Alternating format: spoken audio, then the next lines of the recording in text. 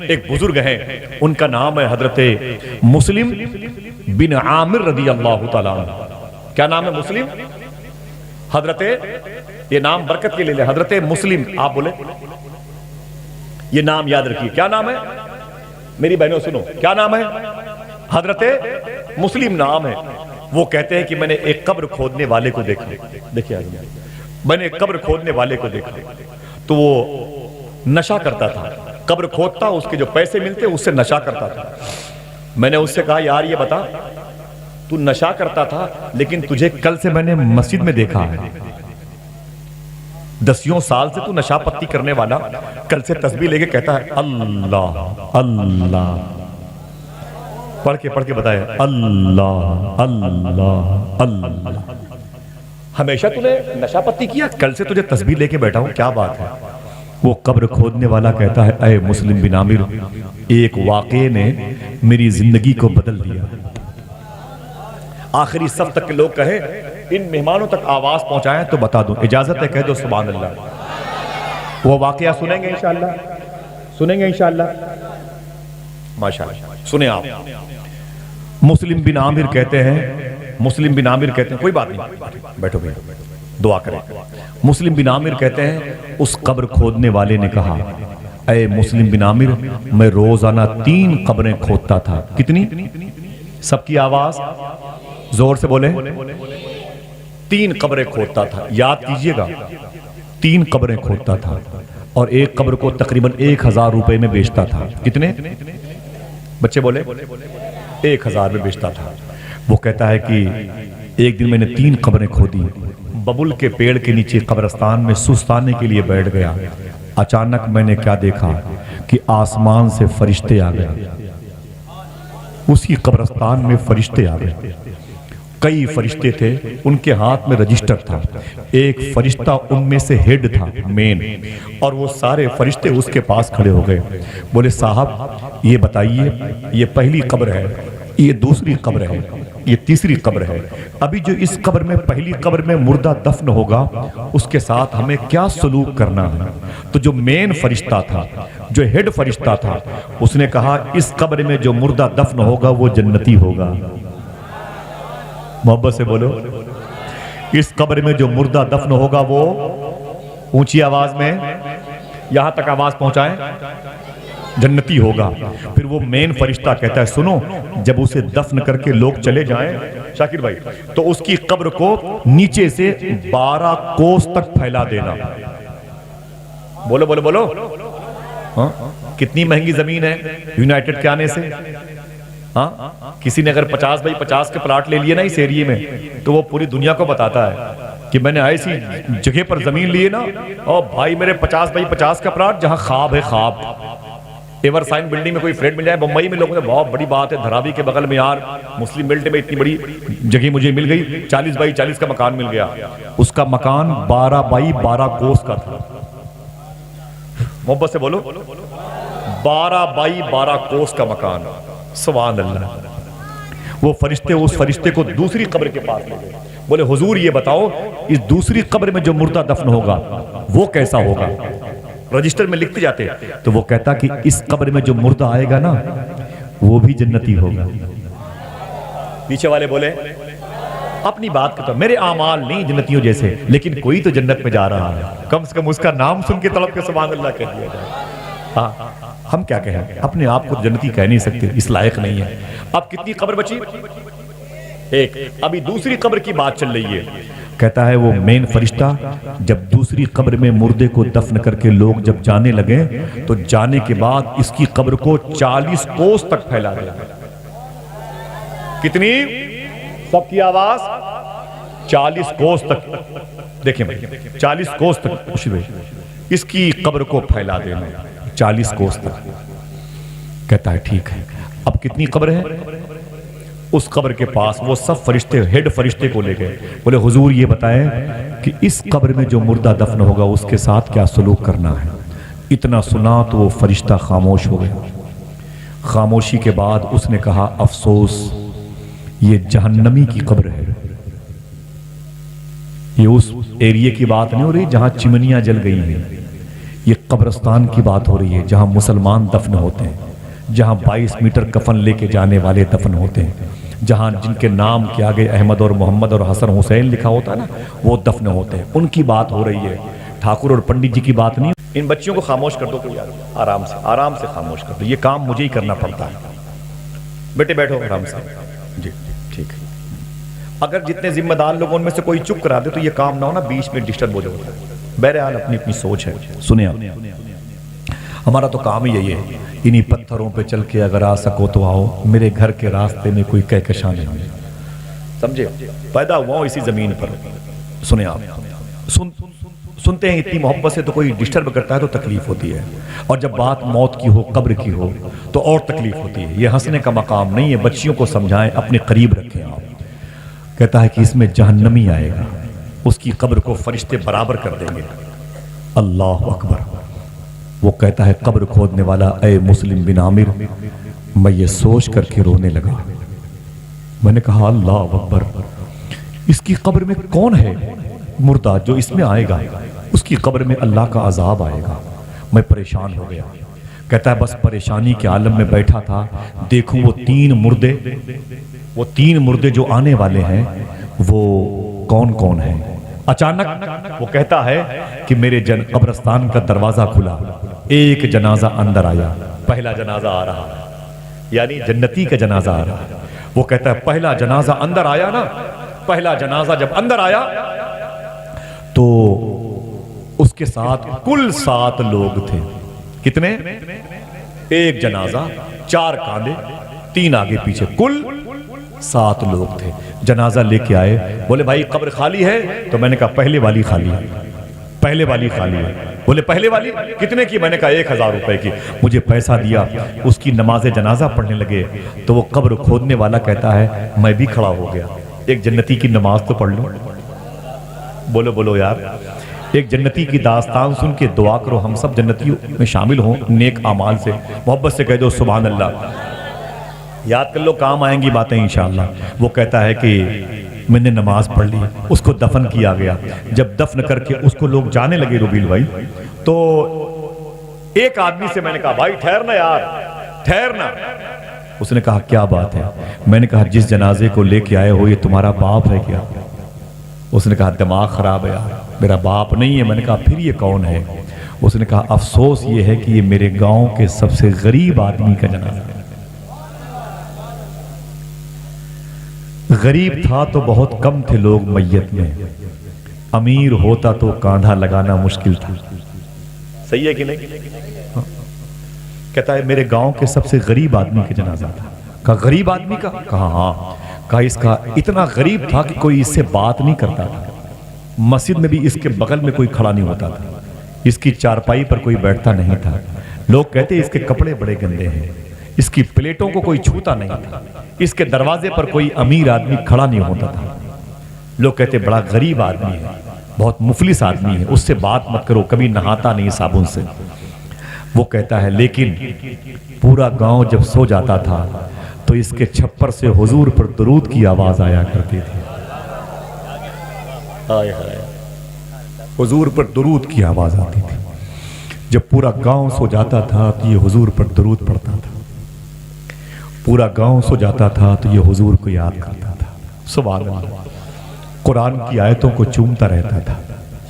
اس کے گھر سے کبھی کبھی حضور کی محبت کی خوشبو آیا کرتی تھی۔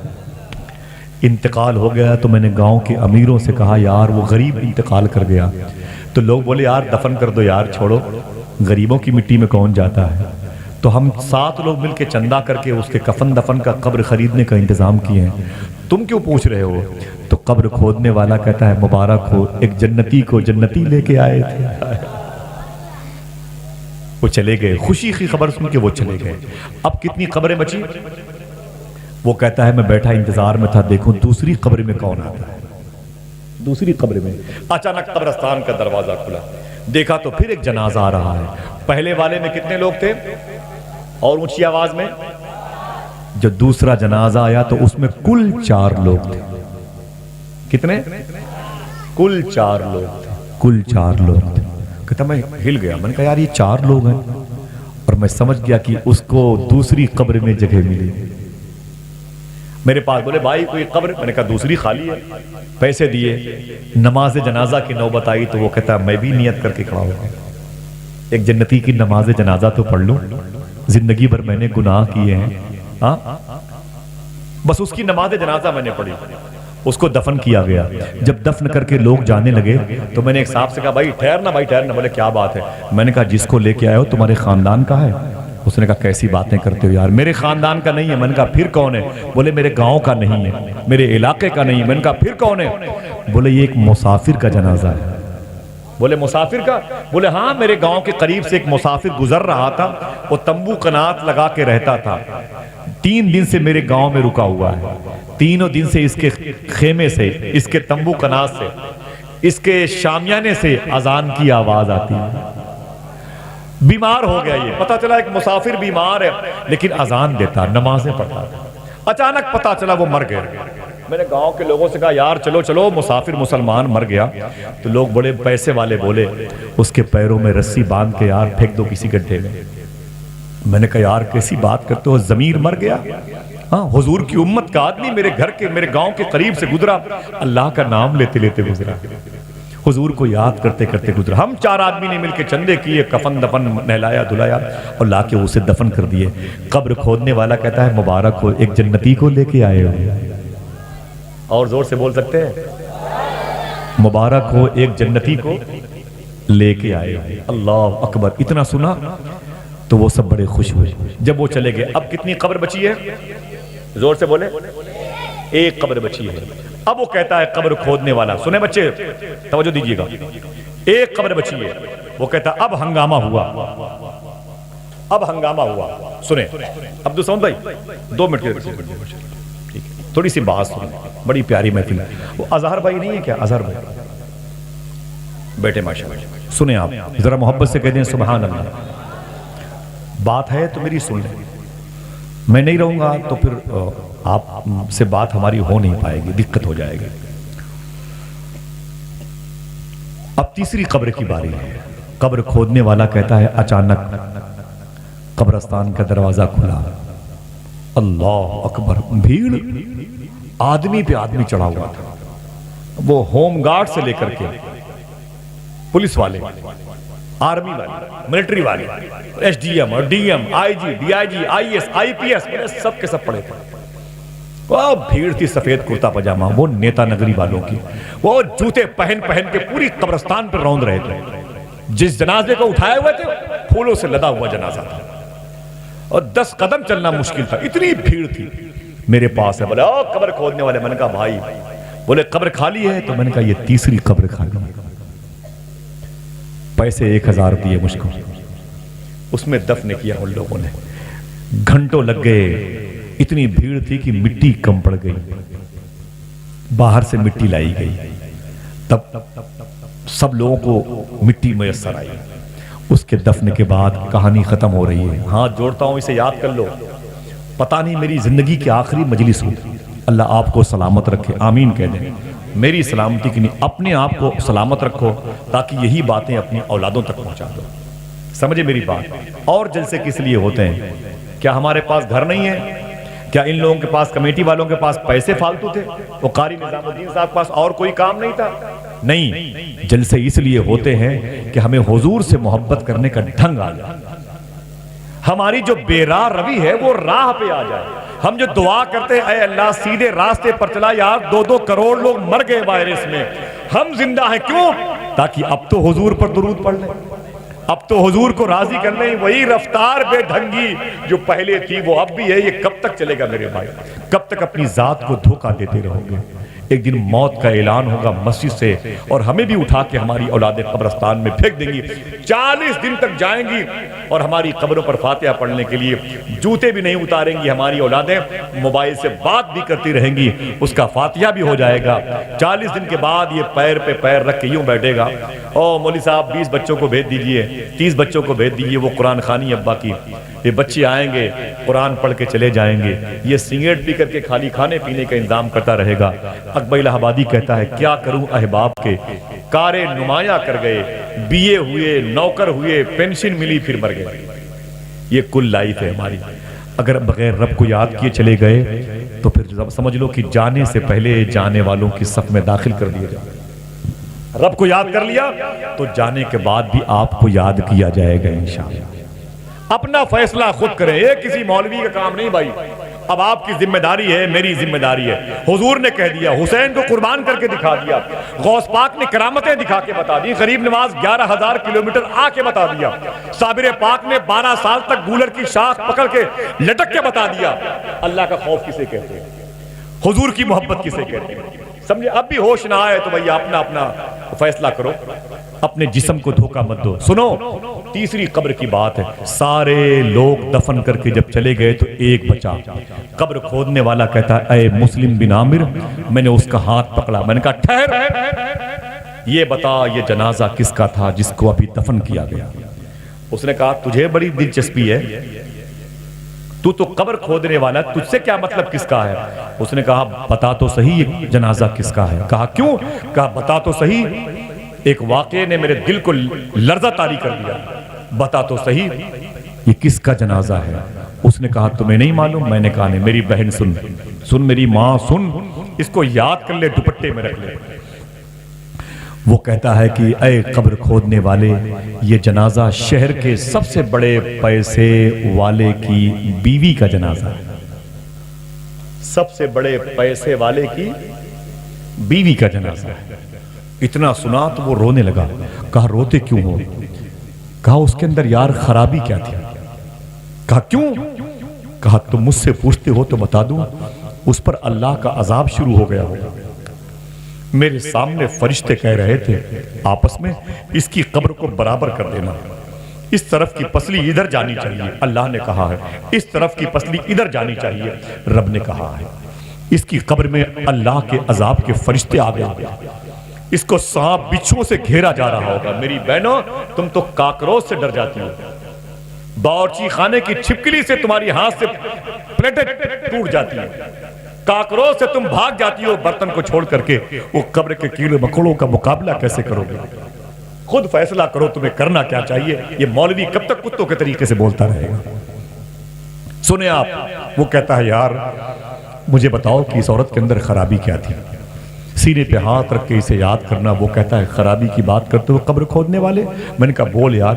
تو وہ کہتا ہے کہ بڑی پیسے والی عورت تھی، سونے کی بسکٹ اس کے تکیے کے نیچے رکھے رہتے تھے، نوٹوں کی گٹیوں کے بستر بنایا کرتی تھی. جب محلے کی غریب بچیاں چھوٹی چھوٹی اس کے گھر میں آتی تھیں، کہتی مما، کہتی کیا بات ہے؟ دور سے بات کرو، کیا بات ہے؟ تو بچیاں کہتی تھی مما ہمارے گھر میں پرسوں حضور کی میلاد کی محفل ہے، آپ آئیے گا؟ تو یہ کہتی تماچے ماروں گی. کیوں؟ حضور کی میلاد کی محفل ہے، آپ ناراض کیوں ہیں مما؟ وہ کہتی تھی اے غریب گھر کی بچیوں، میرے گھر سے باہر نکلو.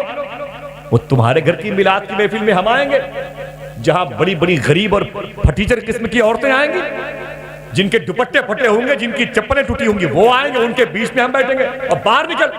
وہ دھکے مار کے غریب بچیوں کو باہر پھینک دیں گے. پھر وہ بچیاں کہتی مما آپ ناراض مت ہو، اگر میرے گھر آپ نہیں آ سکتی تو 2-4 دن کے بعد اپنے گھر پہ ہی میلاد کی محفل کروا دے گا، ہم ہی لوگ آ جائیں گے. تو پھر وہ تماچے مارتی اور شرم نہیں آتی. اور تم جیسے غریب گھر کی بچیاں میرے گھر میں آ کے میرے گھر کی کارپیٹ کو گندا کریں گے، میرے گھر کی قالین کو گندا کریں گے، میرے گھر کے ان پاکیزہ یہ ساز و سامان کو خراب کریں گے، بیماریاں پھیلائیں گی یہ غریب عورتیں میرے گھر میں. اور دھکے مارتی تھی. بازار کی سب سے بڑی مارکیٹ میں جا کے اس نے لکھ کے دیا تھا خبردار کپڑے کے جو سب سے قیمتی آئیں مجھے بتائے جائیں، اسے سب سے پہلے میں پہنوں گی، اس کے بعد کوئی اور پہنے گا. چپلوں کی مارکیٹ میں جا کے بولتی تھی سب سے قیمتی چپل میں پہنوں گی، اس کے بعد کوئی اور پہنے گا. جب بازار جاتی تو 10 لوگ اس کے آگے پیچھے ٹہلتے تھے، بے پردہ ٹہلتی تھی. اگر کسی غریب نے اس سے 1 روپے بازار میں مانگ لیا تو چپل اٹھا کے اس کے چہرے پر مارتی تھی. اس کو حضور پر درود پڑھتے ہوئے کبھی کسی نے نہیں دیکھا، حضور کو یاد کرتے ہوئے کبھی اس عورت کو دیکھا نہیں گیا. وہ 50-50 تولہ سونا اس کے گلے کا ہار بنا رہتا تھا. جس طرف سے گزرتی تھی اندھیرے میں روشنی ہو جاتی تھی. اللہ اکبر. وہ قبر کھودنے والا کہتا ہے اے مسلم بن عامر، جب سے میں نے اس کی یہ بات سنی میرا دل لرز گیا. میرا وہ پتھر دل جو نشہ کرتا تھا اسی وقت موم بن گیا. میں سمجھ گیا کہ دولت کچھ نہیں ہوتی ہے, اللہ اس کے رسول کی محبت سب کچھ ہوا کرتی ہے. جب میں نے قرآن میں یہ پڑھا کہ اے میرے مولا مجھے سیدھے راستے پر چلا, تو سیدھا راستہ یہی ہے کہ اب نشہ سے دور ہو جائے. سیدھا راستہ یہی ہے کہ اب حرام چیز سے پرہیز کیا جائے. سیدھا راستہ یہی ہے کہ ایک مسلمان کو حلال کھانا چاہیے. بولو بولو مسلمان کو, اونچی بولو, مسلمان کو حلال کھانا چاہیے. یہ ہے سیدھا راستہ. اگر اس سیدھے راستے پر نہیں چل سکتے تو جنت حضور سے نہ مانگنا. جنت کے لیے اللہ کی بارگاہ میں بھیک نہ مانگنا. پھر یہ نہ کہنا کہ میرے مولا مجھے سیدھے راستے پر چلا. اگر حرام کھانے کا جذبہ پیدا ہو گیا تو پھر یہ دعا قبول نہیں ہو سکتی ہے. سمجھ گئے؟ اگر کہو تو آخری بات اور بتا دوں, ہے آپ کے پاس ٹائم؟ سنیں گے میری بات؟ دعا کرو, اب یہ دعا کرو, اے اللہ ہمیں واقعی وہ راستہ جو تیرے حبیب کا راستہ ہے اس راستے پر چلا. آمین کہہ دو. بڑے بڑے ترم کا میرے سامنے ہے, بڑے بڑے پیران اعظام کو بھی دیکھا, بڑے بڑے نقیبوں کو بھی دیکھا, وہ لمبی لمبی آواز کے مالکان کی, جن کی رسیوں کے سہارے سے, جن کی آواز کی رسیوں کے سہارے سے لوگ کنویں سے اوپر نکل آتے تھے, ان کو بھی دیکھا. بڑے بڑے پیسے والوں کی حویلی کو اجڑتے ہوئے دیکھا, کوئی نہ رہا, کوئی نہ رہا. موت نے چپکے سے جانے کیا کہا, زندگی خاموش ہو کے رہ گئی. لوگوں ہاتھ جوڑتا ہوں, اس آیت پر عمل کرنے کی شروعات آج سے کرو. دعا کرو اللہ ہم سب کو حلال کھانے کی توفیق عطا فرمائے. دل سے آمین کہو, دل سے بولو آمین کہو. ماشاءاللہ یہ باتیں یاد رہیں گی انشاءاللہ. اپنی ماں بہنوں کو یہ باتیں بتاؤ گے. بولو بولو بولو, آپ بتاؤ گے, آپ کی ذمہ داری ہے.